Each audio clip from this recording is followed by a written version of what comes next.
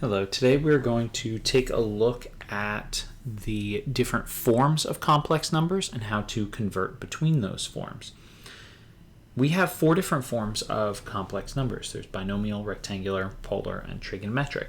Binomial are the standard ones that we have looked at when we're performing calculations on complex numbers, and this is the first form that you see complex numbers in when you start looking at them earlier in your mathematics career. It is in the a plus bi form. Rectangular form is how we've graphed them before on an xy plane, where our x-axis is our real axis and then our y-axis is our imaginary axis. And so this just uses the coefficients from the binomial form. Then polar and trigonometric. Polar is our series of concentric circles and a polar axis that we go out a certain distance from the center on and rotate a certain angle. And then our trigonometric form is just another way of writing our polar form that helps us go between our polar trigonometric and our binomial rectangular. Now, one thing to take a look at is that any of our forms with an I in the name also have an I in the form. So binomial and trigonometric. But then polar and rectangular, no I's in those words, no I's in the forms either. And when we're taking a look at these, we need to use right triangles and everything that we learned back in geometry about basic trigonometry and the Pythagorean theorem to get between the different forms. So if we're looking at a right triangle that's drawn from one of these points, we'll call it point Z. If we're writing it in rectangular form, we have our x-coordinate and our y-coordinate, just like the points that you've been graphing for a long time. But then we also have our angle theta, that's our angle of rotation in polar, and that distance away, the hypotenuse of our right triangle, is our r. Then we can take a look at the relationship between these sides and these angles using trigonometry and the Pythagorean theorem in order to convert between polar and rectangular. So if we're going from rectangular to polar, so we have our x and y coordinates, and we need to find our theta and our r. To find our r, we just use the Pythagorean theorem. We have the two legs of the right triangle. We use the Pythagorean theorem to solve for the radius. Then, if we're trying to find our angle, we use basic trigonometry. So tangent of theta is equal to opposite divided by adjacent. We know both of those values, so it's going to be our y divided by our x. Now, if instead we have our x-coordinate and our y-coordinate, instead we're given in polar, and we have our r and our theta, we can use more of our basic trigonometry to find our x and our y coordinates.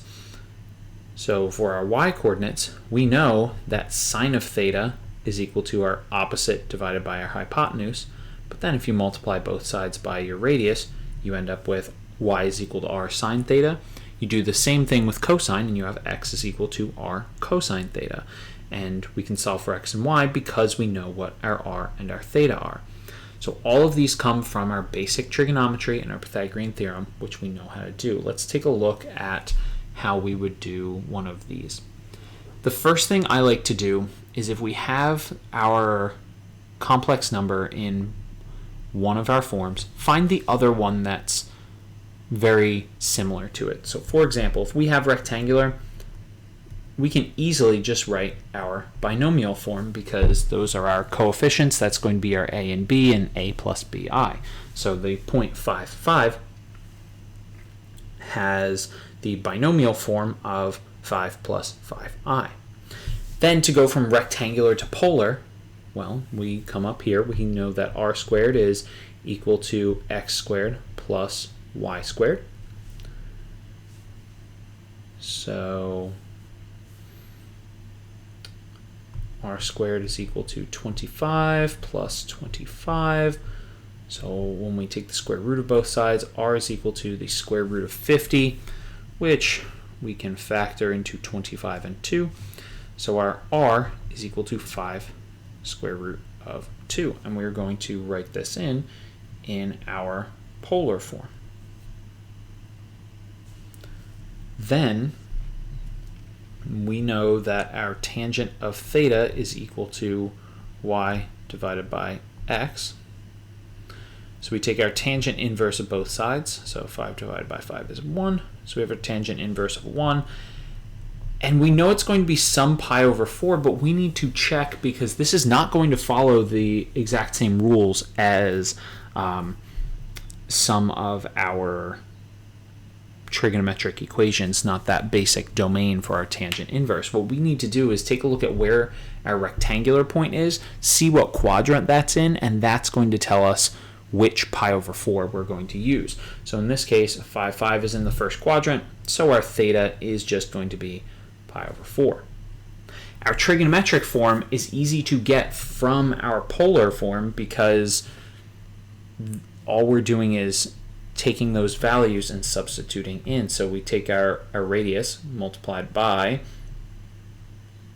our cosine of theta, and you actually write the theta in, but do not evaluate. We'll show what happens when you evaluate in a future problem. So that is how we go from a rectangular form. We find our binomial first, and then do rectangular to polar, polar to trigonometric. If we have one of these in polar form, let's start out by finding our trigonometric.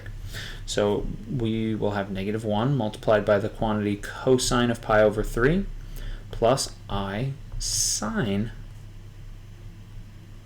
pi over 3. Now going from polar to rectangular, we know that x is r cosine of theta. And then, I apologize, I don't know what my pen is doing today.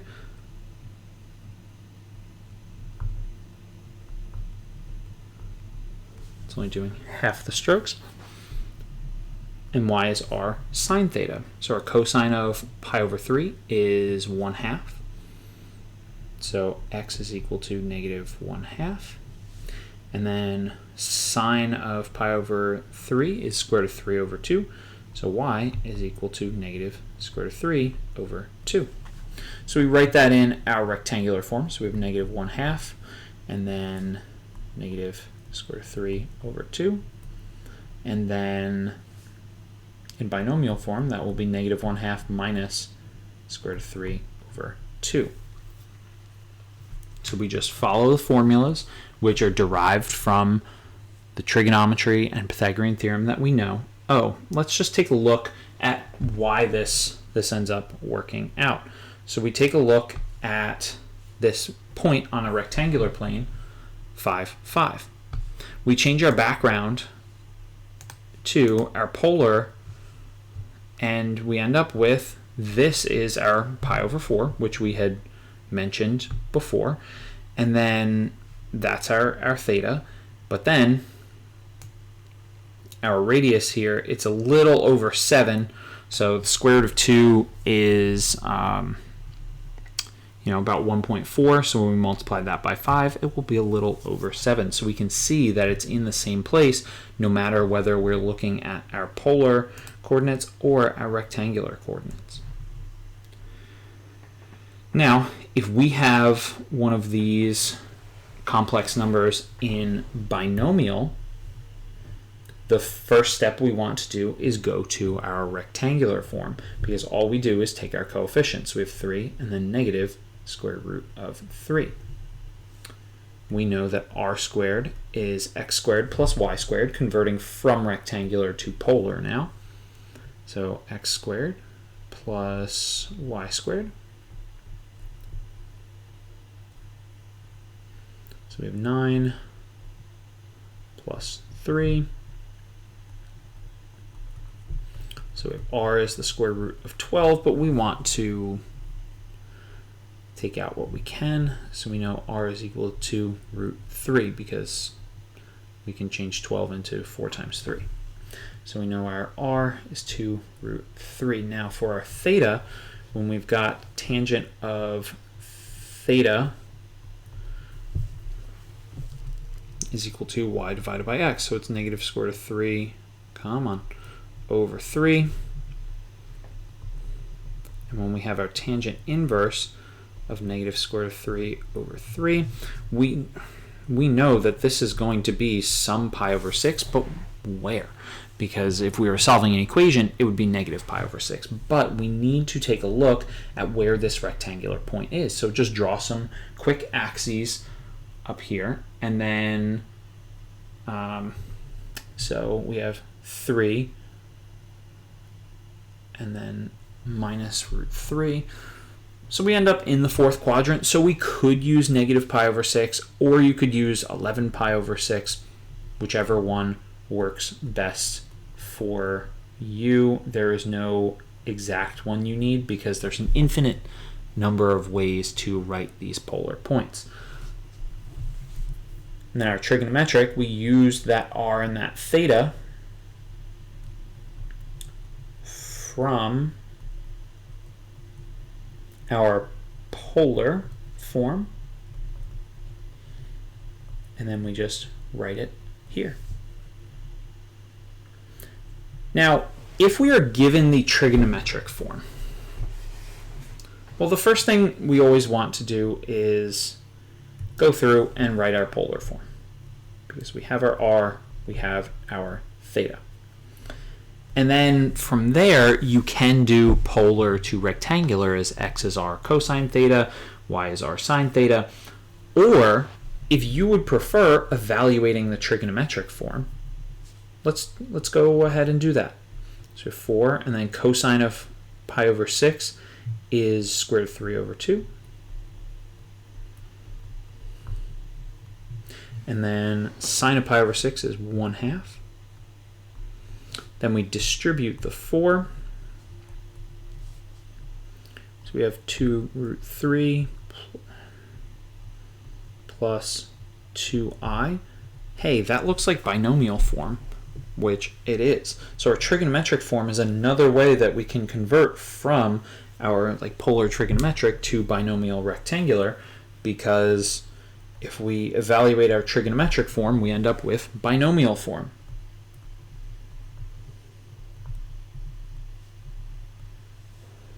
And then from binomial form, we have our coefficients for rectangular.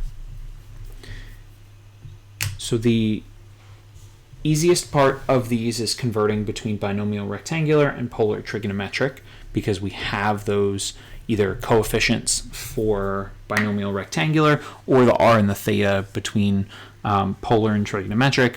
And then we just use trigonometry and the Pythagorean theorem to get from our bottom pair to our top pair, or the reverse. Thank you for watching.